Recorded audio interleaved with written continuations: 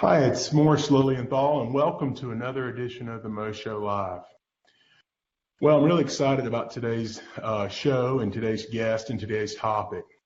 Was thinking about this coming in today's show.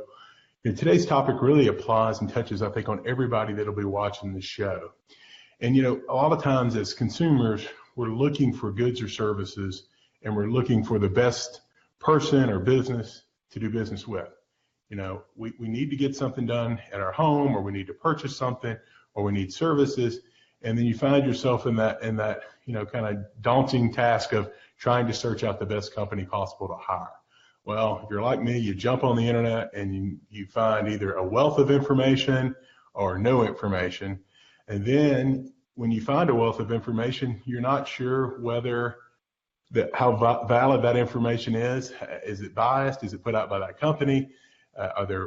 Is this a trusted resource? So that's what we're going to be talking about today, is finding goods and services, consumer safety issues, and things that can impact you to make better choices as a consumer. And I think for any small business owners that are watching, I think you're going to find that today's show is also beneficial to you.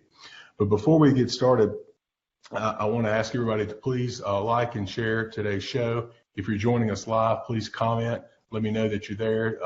Chime in with any questions that you may have. So without further ado, let me get started. Today's guest is Elizabeth Garcia. She is president of the North Alabama Better Business Bureau. She's a native of Illinois, but I think she's called the South home here in Huntsville for over 30 years now. She has been president of the North Alabama Better Business Bureau since October of 2014, so over 3 years now. Prior to that, she had a history of working in business development and marketing, and also worked at the Huntsville Madison County Chamber of Commerce. Elizabeth, thank you so much for taking time out of your busy schedule to tell everybody out there a little bit more about the Better Business Bureau. Thank you. It's great to be here. Well, I really appreciate it. And, now this time of the year, holiday season, people are doing a lot of shopping, a lot of planning for 2018. So I really thought this was a great time to have you on. Can you kind of tell us, I think, for everybody watching, most people have probably heard of the BBB, or the Better Business Bureau, but a lot of people may not know a little bit in more detail about what you guys do and what your mission is. Can you kind of give us a big picture of everything? Sure, I'd be happy to do that. Our mission in the nutshell is to advance marketplace trust. And what does that mean? We work primarily with customers and with businesses to do this. And with customers, we work to educate consumers, and we work to put out alerts and notices of scams and fraud that's going on in our particular area, to help people be aware of what's going on, and also to help them avoid becoming victim to those particular scams. We also work with businesses. We accredit businesses, meaning that we will vet a business and look at their business practices, make sure that they follow the 8 major standards that we want every business to aspire to for accreditation.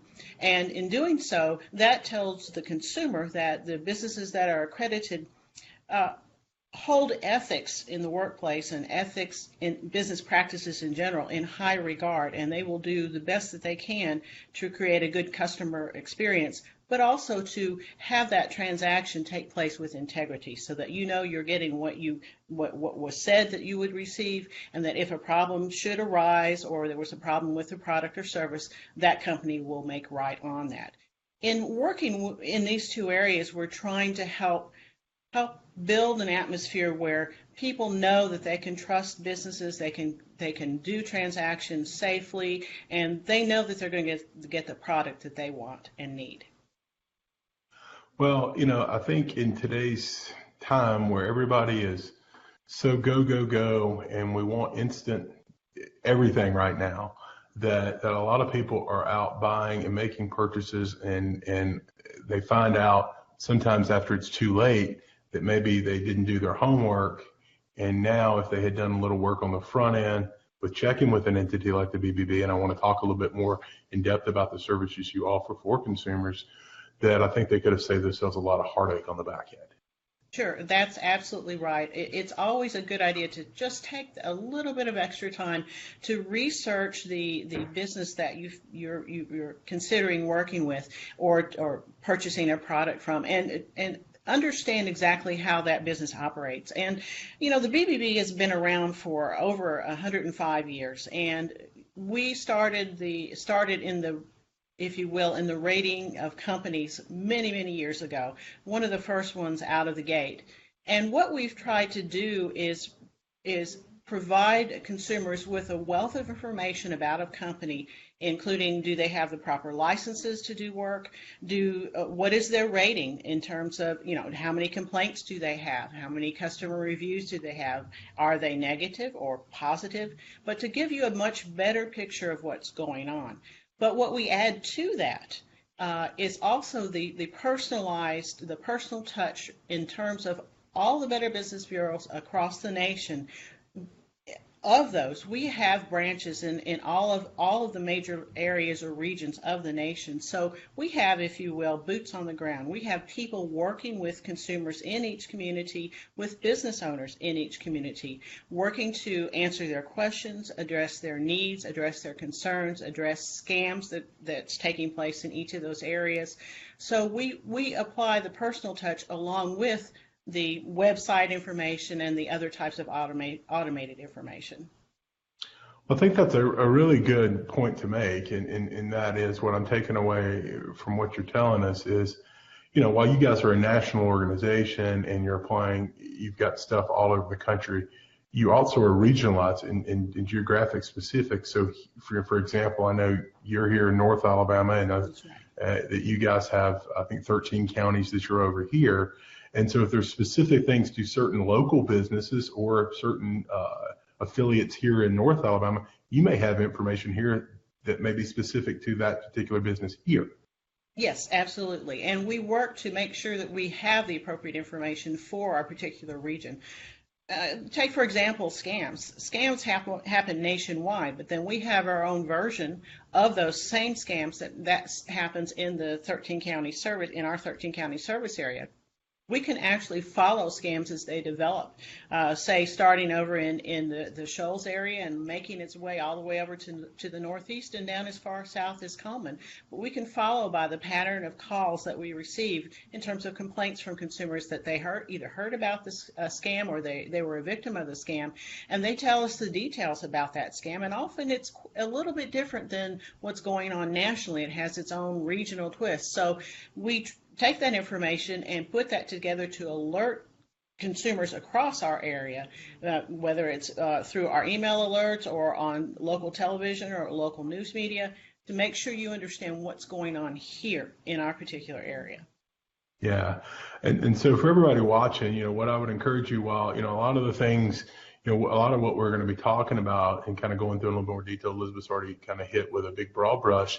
A lot of these services and things, these are standard services that are provided by each local BBB in your area. So if you're watching and you're in a different part of the state or a different part of the country, and I want to thank several people who have already joined us, and you see you've got issues, you've got questions, check with your local BBB, because the rating systems, the consumer issue things that we're going to talk about are going to apply in every other areas of the country as well.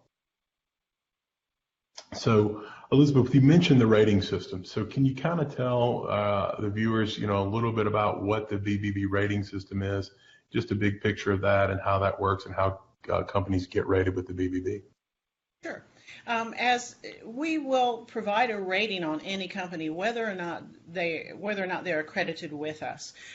As soon as we're able to gather enough information on any company, we will issue a rating, assuming we have the proper data on that company. And what we look for, in particular, we look for a valid address, a valid email address, a valid website.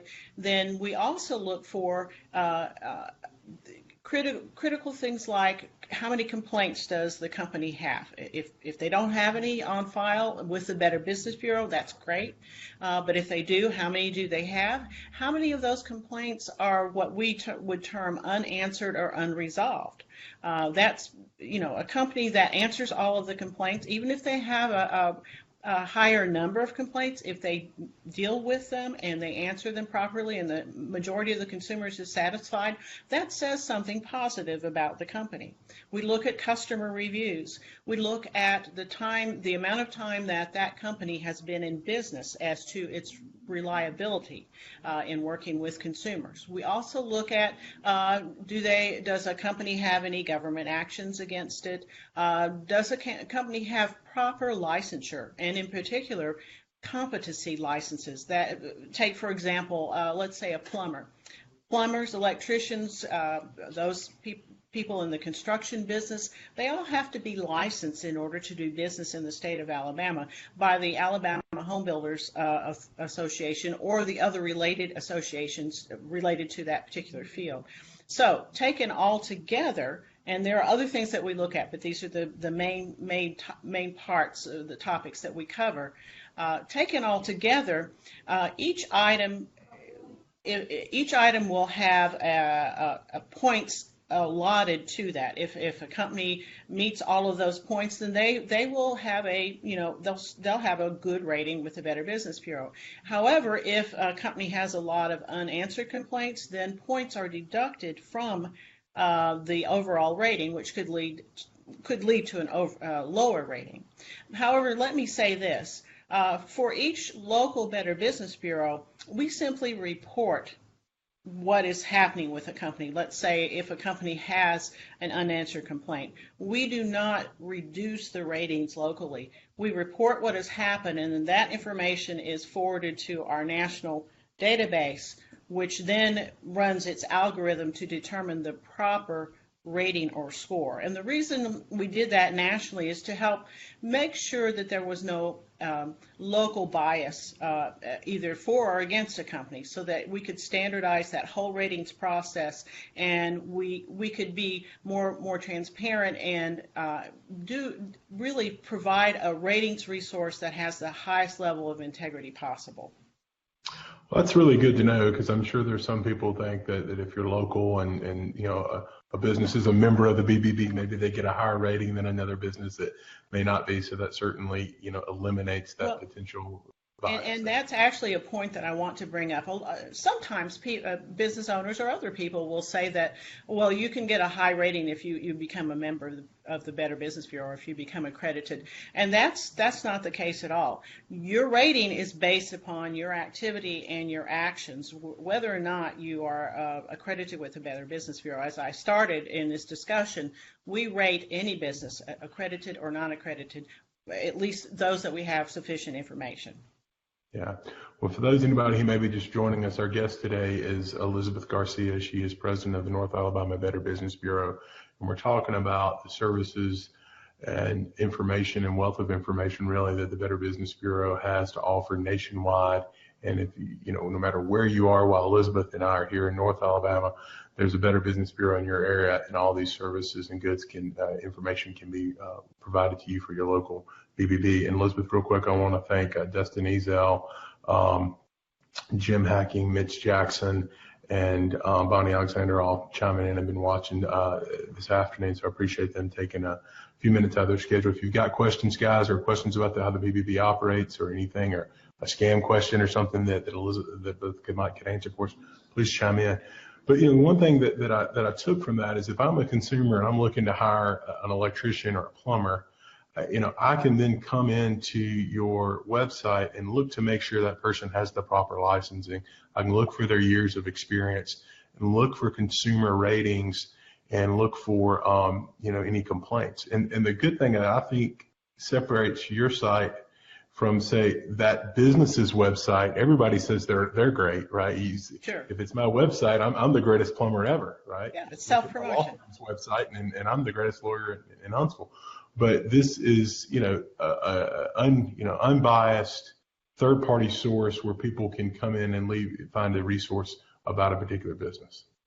Yes, and one of the things that I want to mention is that the BBB brand is very strong, and because of the level of integrity that we try to maintain in how we report on on businesses nationwide, but also the brand itself is well recognized nationwide. A recent study by Nielsen demonstrated that over 82% of people know who the Better Business Bureau is, but they also know that in those 82%, those people will choose a business that has a BBB accreditation and its rating over a business that does not.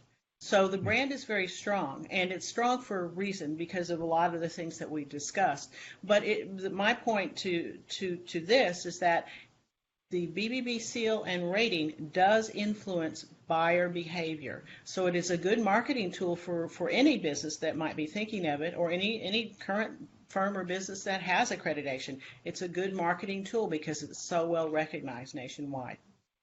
Well, to kind of jump on both feet on that, and is that, our firm has that accreditation, is fortunate to have a BBB accredited A+ rating. And I've talked with people over the years since we've been accredited that a lot of people either find us through the BBB directory, or when they come to our website or doing research on us and various, methods, they see that we are accredited with you guys. And that really means something to them. That is just a source of what I call the warm fuzzies. It says, hey, this company is an upstanding, ethical company that does things right.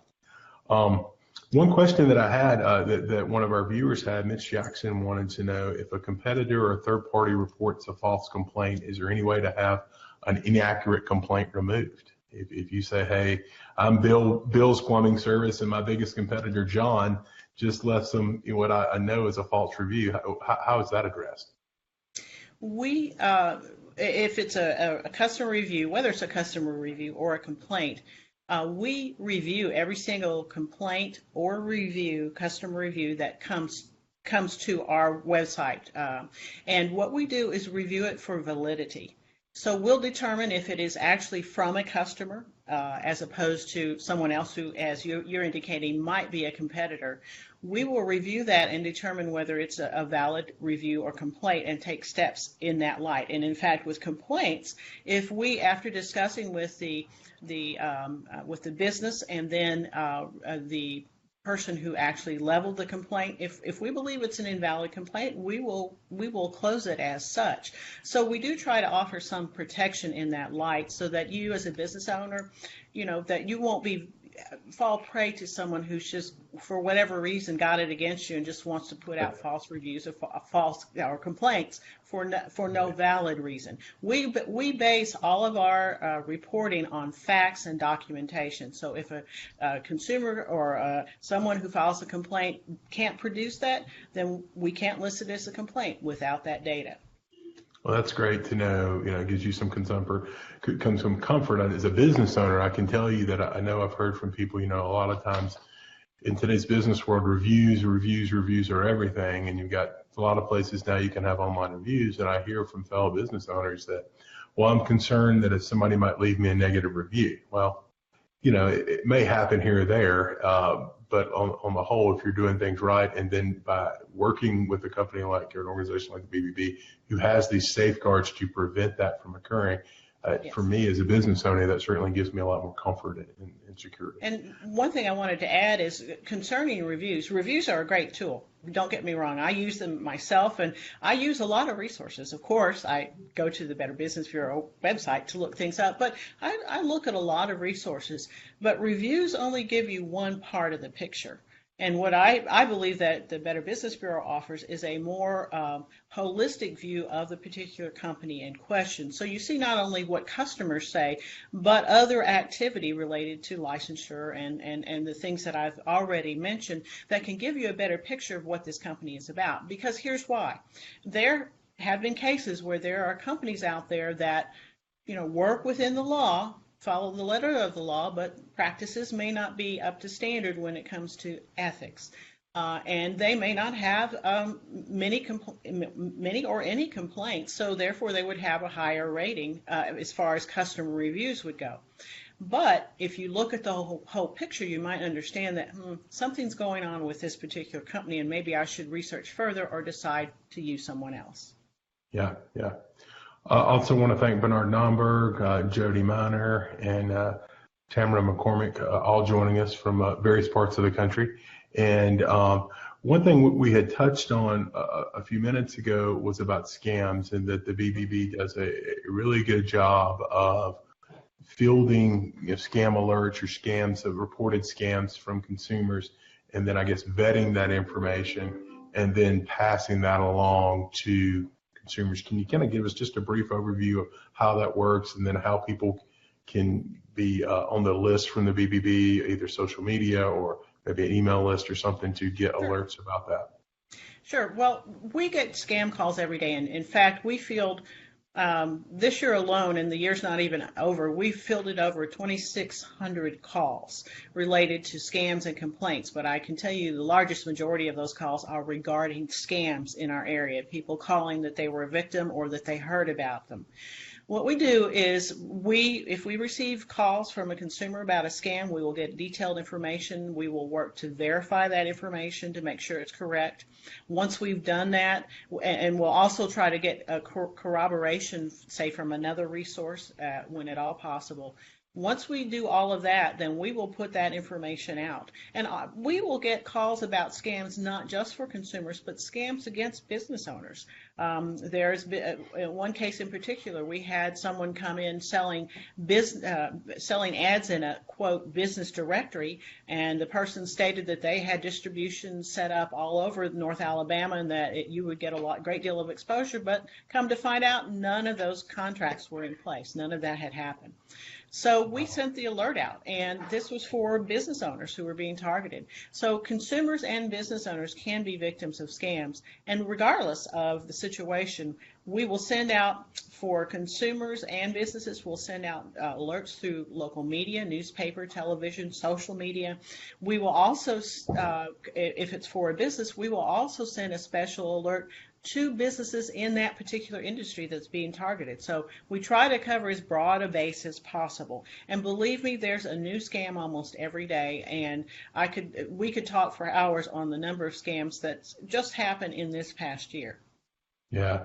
Well, so for everybody watching, at the end of the show, I'm going to get Elizabeth to give us how you can get in touch with the Better Business Bureau, either locally and then nationally.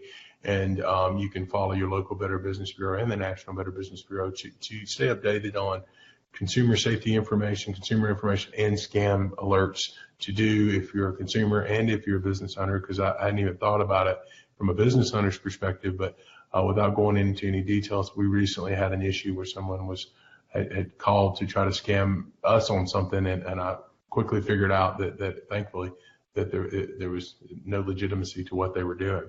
One of the things that I wanted to ask was, right now, are there one or two major scams that you're seeing that are more prevalent that we should be on the lookout for? Yes, there are a number of scams regarding the holiday scams. But before I mention that, one thing I want to mention is that overall, the number of email phishing scams, phishing with the PH scams, has increased dramatically over the last year to year and a half. It seems like almost every day we're getting a report of a new phishing scam taking place. And for the audience, of course the phishing scam is where you receive an unsolicited email that may claim that your bank account, your PayPal account, whatever account is about to be suspended or dropped, and then they will want you to click on a link and provide your login ID and information, or maybe even provide credit card or payment information in order to get your account activated. That's just one version of that particular phishing type scam. The whole idea behind that type of email, regardless of the guise that it may wear, is to get you to provide personally identifiable information that will allow the scammer to gain access to bank account information, to use it for identity theft or any other different kinds of scams or fraud that might be perpetrated against you. So my caution to you is, whenever you receive an email that just seems a little off color, if it's very vague, doesn't mention you by name, or have some identifying information that you know is accurate and would then tie it back to a legitimate resource such as a department store, a bank, or whatever, be very cautious, be very skeptical.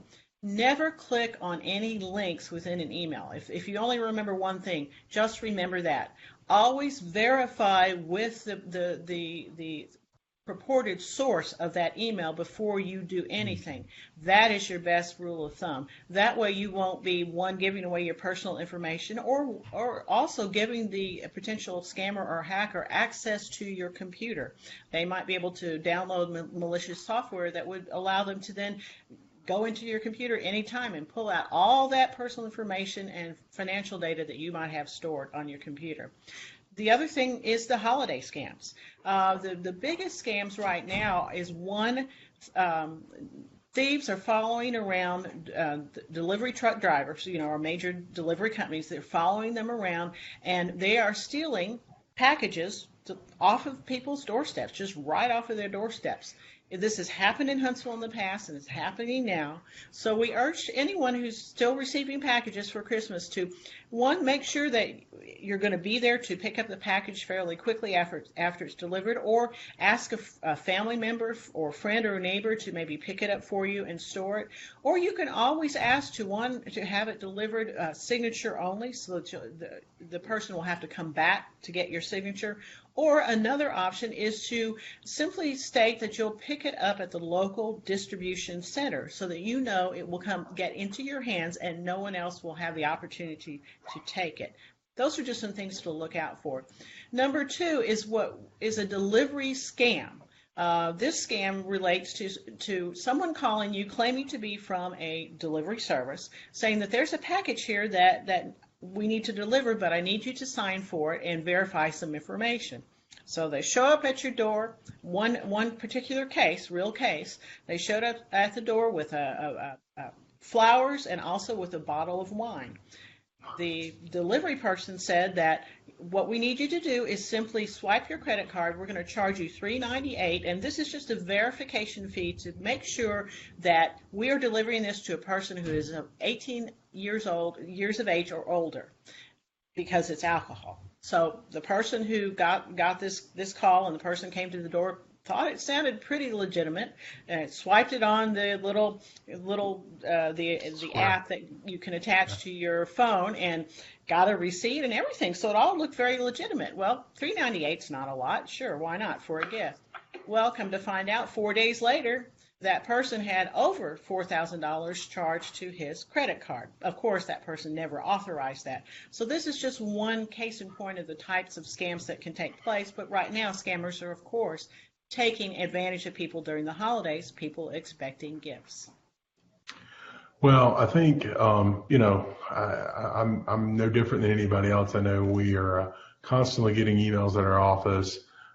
Sometimes there are attachments that it's from somebody I don't know, or there are links, and this doesn't seem quite right. But, these scammers do such a good job of mirroring something that you may have with your bank account or with a business that you may do work with locally. So just caution everybody, be very careful, call, have your tech department or your outside tech company. Sometimes what we'll do before we open an attachment or a link is we'll ask our tech company to take a look at the email and verify if it seems legitimate. Right. Or call, as Elizabeth said, call the source and say, hey, do you guys send out an email about X, Y, Z, and do? And then, for the other stuff, just, if it seems too good to be true, usually that old motto is still very prudent in today's times. One question that we had that as we start wrapping up here, was from Tamara McCormick out in California, was what's the benefit of a new business of becoming a BBB accredited? For a new business, large or small, is number one is the strength of the brand, and I was discussing that a little bit earlier. The brand itself is a widely known brand across the nation, into Canada, and even into Mexico. It's known internationally, but we in the Americas, we have the largest number of branches. So it's widely known, widely recognized that consumers will choose an accredited business with a rating over a non-accredited business. The other thing that the Better Business Bureau offers is a host of opportunities and services for you to promote yourself in the business community and to consumers through the number of services that the Better Business Bureau offers, and through its website, which has a very high domain rating with Google and with a lot of the other website rating services in terms of, how well ranked a website is. So what that boils down to you is the number of people that will look at our website and search for potential businesses for a product or service is extremely large, and is set to grow even larger with even the new upgrades and updates that we've put in place nationally. We also have a lot of very competitive advertising opportunities for you to participate in if you choose to do so. But you also, as an accredited business, you are setting yourself apart from other businesses that, let's say, are not accredited, because you're demonstrating through your accreditation that you are willing to uphold high standards of ethics in how you deal with consumers, or if you're B2B, how you deal with other businesses, such as, do you have transparency? Do you advertise fairly and provide consistent and accurate information? Do you, when you have dealings with a consumer, do you advertise clearly or describe the product clearly? Do you also have fair pricing? Do you operate with integrity overall? If something goes wrong with the product or service, how do you handle that within your organization? If you're accredited, we ask and we require accredited businesses to follow certain very rigorous standards. Now, the Better Business Bureau, just like any business or any organization, we're not perfect either. We make mistakes. We run into problems, but what we do is when that happens, we try to own them and make it right by the person, the consumer or the business, and then we try to learn from that, move on. Well, that's essentially what we're asking of any business that seeks accreditation with us. But we try to work fairly and honestly with every business owner and with every consumer at all times. And if we mess up, we'll make it right. So that's what we try to do, and we ask all businesses to do. So if you stand for fairness and integrity and ethics in business, being a BBB accredited business demonstrates that nationwide to thousands of people. Well, I think those are great points, and it's great for even an established business like ours who's been in business over 80 years, but maybe even more so to some degree for a new business. It allows you a lot of new opportunities to separate yourself from your competition. And one thing before, I don't want to take up much more of your time, but I did want to just quick hit, at least mention that I saw in my research, was for a new business owner or an established business, and you guys also offer seminars and training. I saw some social media marketing training. I saw some business plan development and professional telephone skills. So if you're a business owner and you're wanting to find some good resources for training for marketing purpose or business development planning, then make sure you check out your local BBB. There may be some really good resources there you didn't even know were available to you. The last thing I wanted to hit before we close out, Elizabeth, I know you guys offer some really good events and you got any upcoming events? I know we've participated and highlighted the Shred It Day that you have about making sure businesses and individuals shred a lot of old documents that could, expose you to, identity theft types of things. Anything coming up or anything you want to let everybody know about? Well, we will start our next round of events beginning probably as early as March. Of course, things have wound down now for the holidays, but we will begin our fraud summit, our fraud education events for consumers beginning in the March-April timeframe, and we'll be having those throughout the year. And we normally have between 5 and 6 or maybe more a year. We'll also be starting up our Shred Day events, and we have 2 every year in the Huntsville area, plus additional events in our other regions. We have at least 1 in our Northeast region, 1 down in the Coleman area, 1 in the Shoals area, and 2 additional in the Morgan County, Limestone County area. So we try to cover our whole area.